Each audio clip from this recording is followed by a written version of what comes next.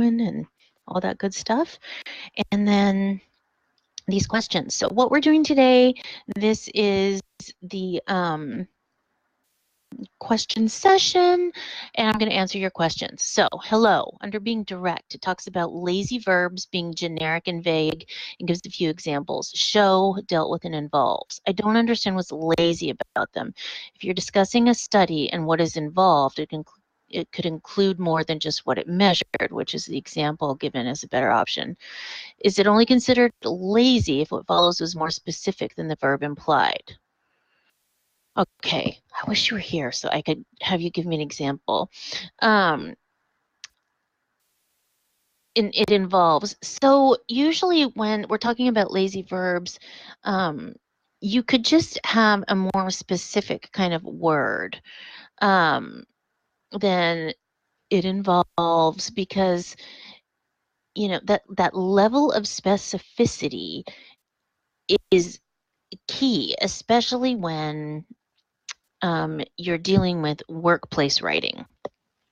Now, sometimes when we're talking about science writing and like lab reports, those things are appropriate.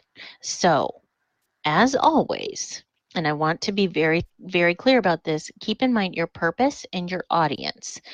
And purpose and audience are always the ruler of them all. They're the one ring that rules them all. I'm sorry, I just went to a very, very dorky place.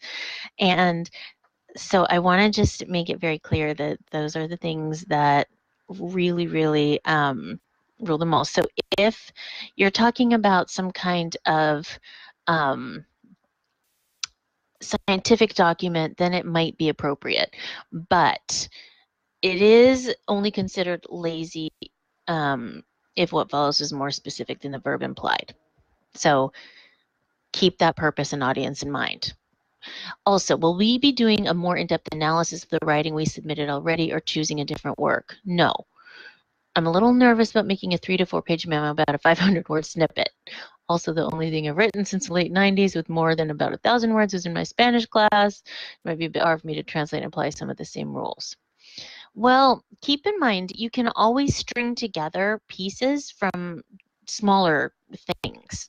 So that can be like business emails, that kind of stuff, or just smaller works. And you don't have to, it can be smaller pieces. I want you to have a 500-word thing from which to choose. But don't get too nervous yet, because in a minute we're going to talk about how you can build this. And I've never had a problem with people getting that 3 to 4 pages. Never had a problem. People usually have plenty to say. I promise. All right. Hello, Ari. Should we include the entire example of writing we are analyzing, or should there only be sentences that demonstrate the analysis? So, no, I don't want you to include the whole thing, because you included it in your discussion question, or your discussion. So I've seen it. I've looked over everybody's. We have a wide variety of stuff. So I don't need to see it again. And you're only going to be using pieces when you build it. So I'll show you in a minute the best way to kind of build this piece. And it's pretty cool. Also, can we use only the black and white format for headings in the memo? Yes. You don't have to use color anything. I feel a bit overwhelmed using the extra color for an official paper. Did I miss something? You didn't miss anything. We don't even get into color until the next project, Project 2. In Project 2, we get into design elements. This is not a design class, but we do talk about design to manipulate for good, not for evil, people into reading documents and content that they normally wouldn't want to read. Remember that technical communication, communicating to people, you are, by definition, working to have people read things they don't want to read. Especially in today's workplace, people have a very short attention span. You have about eighth of a second for people to figure out if they even want to read something. And that amount of time, sometimes even less, for them to get your main message. And so you have just a snippet of time. And so you need to be succinct and precise in your messaging. And so, yeah, in the next project, we'll be talking about color theory and fonts and all that. But in this, yes, black and white is absolutely fine. And I would prefer black and white. So don't even worry about color. It's no big deal. That's absolutely fine. No worries. That's pretty cute. That's a really good question, actually. Let's see. One thing I do want to show you, the things that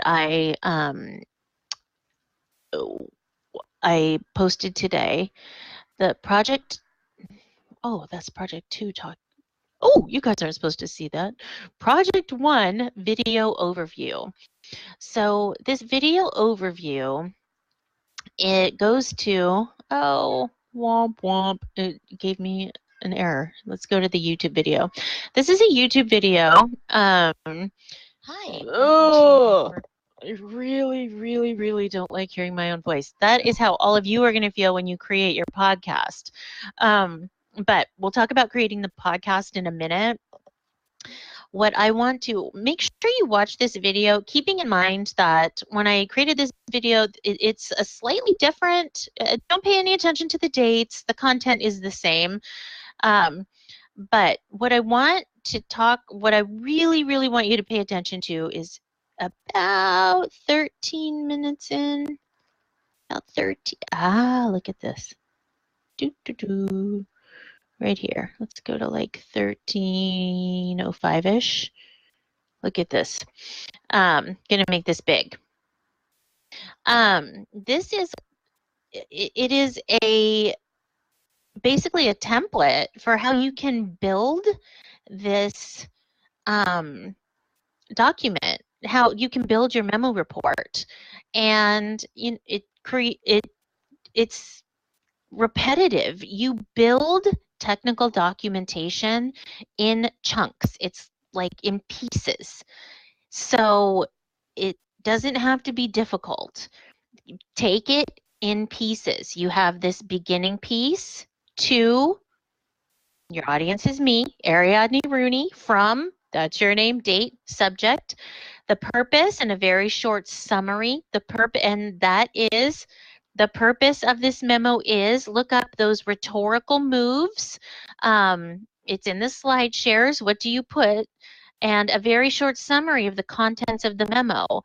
I save that until after I've written this body stuff, so I know what I've written, and that makes writing this very simple. But this is unlike every other English class that you've ever taken. Technical communication, short, sweet, precise. You don't need anything extra in here. This is short. The purpose of this memo is to blank. In this memo, I will be discussing blank, blank, and blank. Usually you're going to want to have between, and this is a guideline. Everything in here is ish. And, you know, I say it's the guideline, I believe, is like between 2 and 3 pages. Sometimes I have students that can do this really well in 2 pages, but that's hard. Doing it in a shorter amount of space is difficult. Sometimes they take up to 4 pages. It depends on you. Sometimes you discuss 3 concepts. Sometimes you discuss 7 concepts. It's fine to do any of those things. You do what you need to do. I would like to have you do more than 2, but discuss as many concepts. And by concepts, I mean like one concept would be run-on sentences.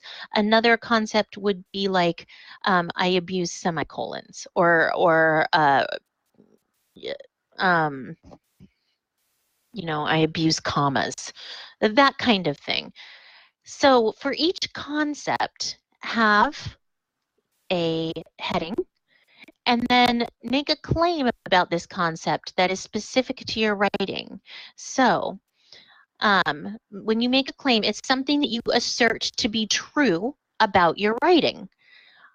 I abuse adverbs when I am trying to get to page length in an academic paper, and I am clearly trying to sound smarter than I feel like I am. I do that. Ariadne Rooney, do that in my own academic papers. I do it all the time. That's a thing I assert to be true. I know that I do that. And then give a short example of this concept in your writing. You can give one example, short, or you can give like one example of when you do it one way and another short example of when you do it another way. Make it clear that they're examples, and set it off so that in this first example I do it this way, and in this other example I do it this way, and take the space that you need to take to do it, but don't make them giant like Herkin examples. Nice and short, nice, short, and sweet. Sorry, I am distracted by my amazing Harry Potter tattoo. Look at that. It's awesome. And then you might want to give an analysis of that concept in your writing. What do you see there? What are you doing? What is it that you are doing? Be specific. And why are you doing it? What is that why? This is the analysis, that breaking down of the pieces. The analysis is what I care about. I don't want a summary. I want the analysis. That's the meat of it. It's hard. Where do you do it? Do you notice, like if you were doing comma abuse, do you do it after introductory elements? Do you do it in the middle? How do you do it? Do you do it like at the end of paragraphs? Do you do it when you're in the rush at the end of a paper? How are you going to handle this in the future when you're writing for a technical audience? What is your plan? What's your strategy? Are you going to how are you going to deal with it? And part of this analysis can be, okay, how am I going to revise this for a technical audience? How am I going to either write this proactively? How am I going to take this and revise it after the fact? What am I going to do here? What's the plan? So build these one at a time. And this is going to end up being a paragraph, but I want you to build it paragraph at a time. 1, 2, 3. And these, often end up concept 1.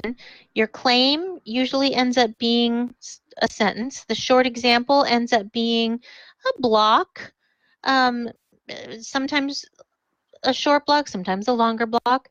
The analysis can be maybe a longer paragraph. So sometimes you'll need 3, sometimes you'll need 5. It really depends. So entirely up to you how that goes. Again, what I just went over is in this Project 1 video overview. And if you want, oh, hey, hi, I just went over your question and you missed it, but it's in the recording because I'm recording this. How are you doing? You can are you doing okay? I didn't even notice you popped in. I'm glad you're here. I went over your question, but if you have any questions, just let me know. So if you want this template, if you want me to post this on, sorry, I got all distracted. If you want me to post this here, I will be happy to do that. Just please request it. It's okay. I lost track of time too. No big deal. If you want me to post the template right here, I'll be happy to do it. Just request it and I'll post it because it kind of makes building this document easier. And I don't have any qualms about doing that because in any technical field, you have a style guide at work, and this isn't much different than a style guide. So if you would like me to do that, let me know and I'm happy to do it. What I posted today was this Project One video overview. This video overview goes over everything having to do with the memo report. It doesn't go over the podcast. And there's also some sample papers. These are just memo report papers. This is an A paper. I want you to keep in mind that A papers vary. This is a low A. I would say it's about in like the 92-ish. And I'm using all of these with permission. I have permission for these. Low A. It's not perfect. It's pretty good. They have some interesting ways they handled some of these, but it is in no way perfect. So in my other class, they wanted to see how I graded. And so this is a low A. So take a look at this. And if you have questions, let me know. And then this is a D paper. The reason that this is a D paper is because it is not specific. It doesn't reference this person's writing at all. It is a summary of what was done. There are no specific examples. There's absolutely no specificity. I can tell when I look at it that it was done in a rush and it doesn't reference anything specific. There's no analysis. What I'm looking for in this paper, I get asked this all the time, what are you looking for? What I'm looking for is analysis. I want analysis. So there's no analysis in this paper. It is a D. This is a failing paper because this person just took that 500-word sample and I don't think they read the prompt carefully. They just rewrote it in a technical prose style. That's not the assignment. The assignment is to analyze their writing and write up their findings. It's not to rewrite it in a technical prose style. I want the analysis. I don't want to rewrite. So that this person failed. So there's that. These links, this for the podcast is meant, it is 3 minutes at most. It is meant to be simple. It is not meant to be taxing in any way at all. The podcast is meant to be simple and succinct and easy. It is an overview of, depending on what BAS program you're in, an overview of either the research going on in your field, and that means like if you're in natural resources, what research is going on, and not all of the research. Pick, one or maybe two research projects going on, or like if you are in network security, a couple of student projects that you really love, and tell us about them. And because you are limited in time, you're not going to have time to go over all of them. I want you to give us like an overview and share your excitement about these couple of projects and get us excited. Remember that you are posting this podcast to a discussion board where we're going to learn about these. And so this is a sharing with your voice. And it is an exercise in keeping things, just like with the memo report, you're keeping things succinct and clear. This is using your voice, but keeping things succinct, clean, concise, clear. So I had a student come in today and she wanted to know, what are we doing for this podcast? You're giving us an introduction. You're explaining, I think she was in network security and she was telling me about some of the projects they were doing over there. One of them was like Internet of Things. I think one of them was like the Singularity. I don't remember. But there's just some really cool projects, and explain just what the projects are, the overviews, because you can't explain the whole project. You only have 3 minutes for this entire podcast, and then give a conclusion. And that's it. And the hardest thing about the podcast is to shrink all that information down to 3 minutes, Keep it nice and clean and neat, and then modulate your voice so you're not rushing through it, because the worst thing is hearing your voice. I hate hearing my voice too. It's the worst. But this right here is the links you need to do what you need to do. This has the best sites to host your podcast. Most students end up using SoundCloud or Podbean. Podbean is really, it's just simple, kind of easy to use. It doesn't need to be professional level anything at all. You can use, your iPhone headphones with the little microphone. It doesn't need to do that. But I do have some students who get really into this and they end up wanting to go nuts. You can do it all in one take if you want to. That is absolutely fine. I have some students who are like, now I want to get a microphone. And so there's links to microphones, recording, software for recording and editing and mixing. If you want to get into all that, you don't have to. You can literally do this podcast, record it with Podbean, listen to it in one take.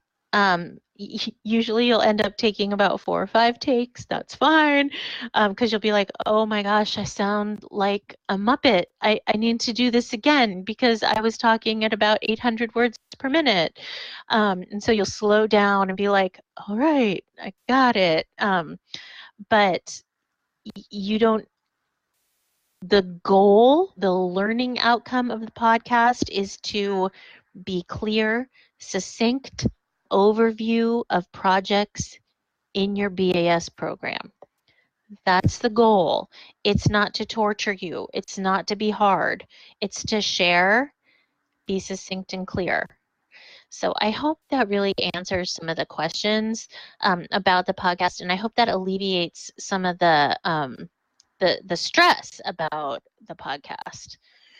So hopefully that's it. Do you have any, my one student who's in here, do you have any questions about this before we go? Not that you can think of. All right. If you need anything, and this is recorded and I will post it, if you need anything, let me know. And I think that's it. I hope you have a good week. All right. Bye. You are currently the only person in this conference.